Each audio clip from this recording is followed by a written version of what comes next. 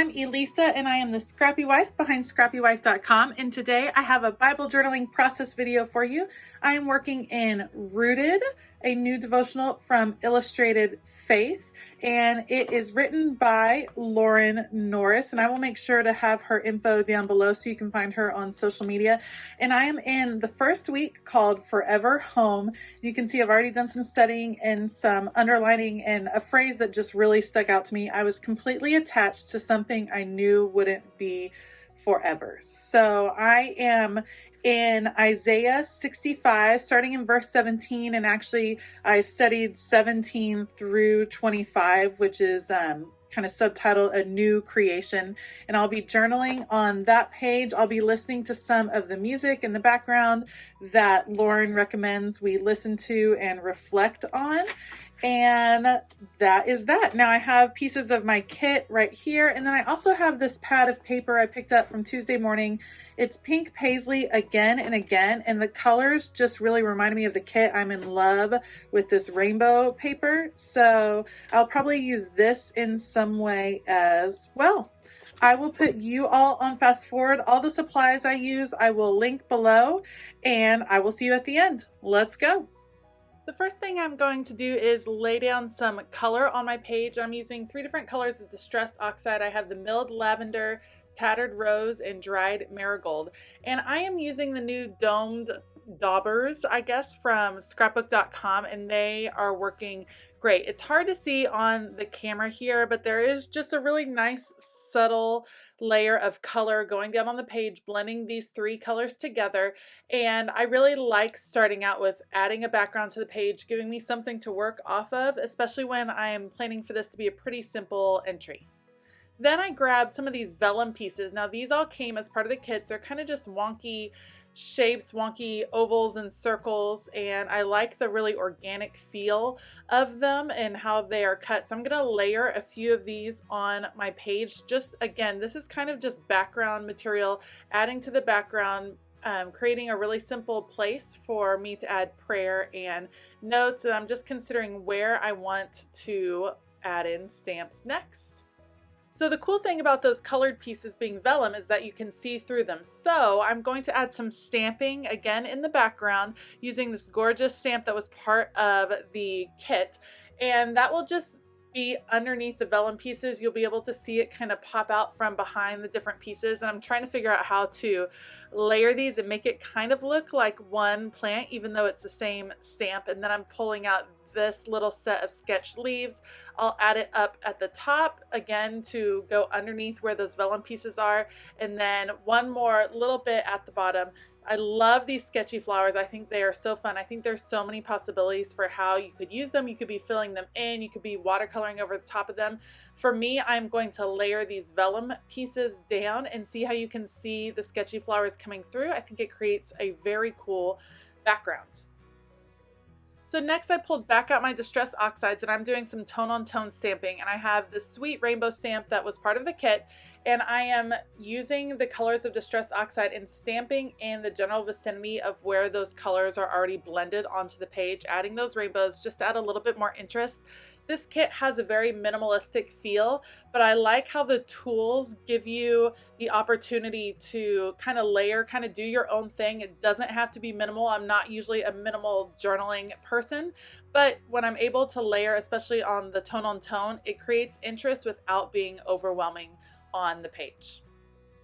Now I'm ready to put my vellum pieces down, and I decide to go with just a classic Elmer's glue. And here's what I'm going to do. I'm going to put that glue on, and then with my finger kind of spread it out to a nice thin layer on that vellum piece, and I'll lay it down. That way you won't see any of the adhesive coming through the vellum. But when you use liquid glue on vellum, it does start to curl up the edges a little bit. So what I end up doing is once I have all of them adhered down, I will flip my Bible over, close it up, and let it just sit and dry. And the more my Bible is closed, the more it flattens back out again. You can see I put down one of my cutting boards, flipping it over, and then I will turn and let it dry. And once I come back to it, it has flattened out a great deal. And once I finished this page and closed my Bible and then came back to look at it later on in the day, it had almost completely flattened out. So you can use liquid adhesive on these vellum pieces. If you use a tape runner, you'll be able to see it from the other side, which is not a big deal either. It's just whatever your preference is. So Lauren had us looking at Isaiah 65:17, and I went ahead and studied 17 through 25. And it is all about the Lord making a new creation, specifically in Jerusalem, but really creating a home for us to live forever. And her devotional really hit home. I am not a fan of change. I don't like it when things change, and I have a really hard time. And it's a good reminder that the Lord never changes. He is always going to be there. He is our home sweet home, our home base. And so I'm adding the title, You Are My Home. I'm using a variety of different alpha stickers. Some of those that I'm using right here with the black outline came with the devotional kit. The other ones I just picked up at Hobby Lobby and Tuesday morning. And I like the kind of layered, wonky feel of using different letters. And then what I end up doing is once I have my entire title on there, You Are My Home, I'll go back with my Micron pen and add an outline to all of the letters, just because some of the ones that are just white were not really popping off the way that I wanted to. So super fast forward, adding in all of that outlining, and you'll see how the title really pops effectively after that, and super pleased with how that came out. So I'm not going to lie, I bought this paper pad thinking that I was going to do all of my devotions in this devotional, like in the Traveler's Notebook. But once I read day one, it had a really big impact on me, and I knew I wanted it in my Bible. So I want to create a place for journaling. I pull out this piece of paper. I had wanted those rainbows, but I thought they were just a little bit too busy. It just didn't quite go. And I have this nesting dice set. I picked this up from scrapbook.com. I have been eyeing it for a long time, and I picked it up in a recent sale. I'll make sure to link it down below. And I'm so excited to have it because these tags are awesome for creating journaling spots, for adding layers to your entries. They just work fantastic. So you can see I take it over, use my die cut machine, put it all together, and I have a sweet little tag that I'm able to embellish on the front, and then I can add my journaling to the back. So there is some really sweet washi that comes with the kit. It's kind of the spotty dot look, and so I'm going to add that as a place for some of these word fetty stickers to rest. And these are so fun. I remember back in the day when Dayspring had all these word fetty stickers, and I loved them, and now Illustrated Faith has them in this kit. I feel like I would love to just buy an extra sheet of these stickers. They are so sweet. And I'm trying to decide, I want my tag to have something else, just a little bit more to it. So what I end up doing, I really like the sketchy floral here, kind of the simple floral, and I want to add just another layer. So you can see I'm kind of playing with the stamp, figuring out what I want to do. I pull out a piece of craft paper, inking up my stamp, and I will stamp it down, and then I'm going to use some embossing powder. And this is just the cheapo powder from Michael's. It's not the greatest. It's in kind of a champagne metallic color, but I will link some below. Really, I like the Wow brand or the Tim Holtz brand. Those really work better. So I emboss this, and you'll see it has kind of a dusty metallic look to it. I'm going to trim it out right here in super fast forward. If only we could all fussy cut this fast. That would be amazing. Trimming out my piece, and then I'm going to play with where I want it on the tag. So I'm looking at it. I decide it really needs a little bit more to it with that craft paper.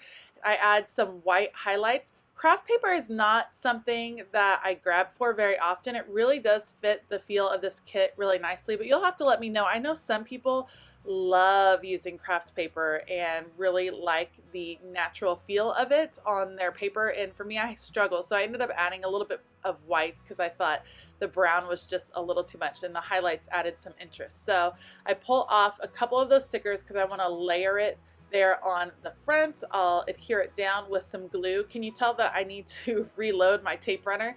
So I have the ATG glider, and it's awesome. But at times I needed to reload it, and I really didn't want to stop working to reload it. So I'm just using my liquid adhesive because I'm being a little bit lazy and not wanting to reload my gun. So anyway, adding on a little bit more embossing. This is an embossed rainbow that I'll put on there. Just again, more texture, more interest on the back of that tag. Get it all melted. It's so satisfying to watch the embossing powder melt. I love, love, love it. Now I'm going to add the adhesive to the flower, and then that will end up working as a nice layering piece on here. I'll come back and re-add the other word-fetty stickers. The words I chose were rooted, home sweet home, and security, and it really just forms a nice little cluster on top of this tag. And then I'm able to add my prayers on the back.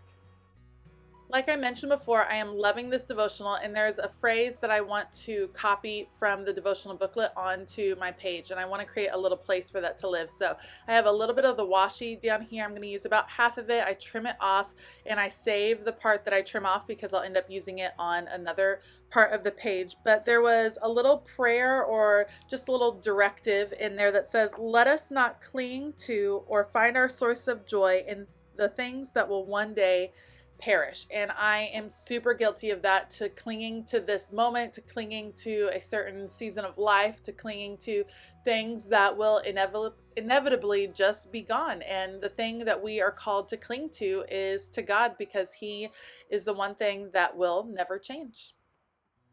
So here I decide to attach my tag. I grabbed a gold paper clip, and I will be journaling on it off of camera in just a bit. And I'm using a paper tab that I had in my stash to create a kind of template to create a new paper tab. I wanted to use that craft paper somewhere else on the page, and I have the title Forever Home. I'm going to trim it up just a little bit here to make sure it fits on the tab.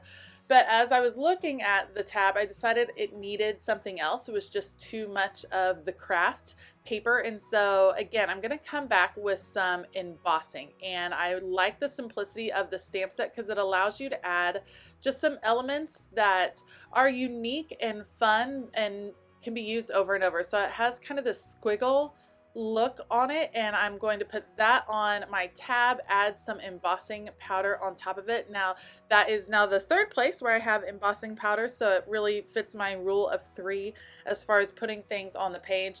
Get that nice and embossed just for some extra detail on the tag, and then I will be able to layer on top of that the title Forever Home and adhere that to the top of my page and layer some washi on it as well to bring the washi from the bottom of the page up to the top of the page, again with the liquid adhesive, because apparently I don't want to reload my ATG gun.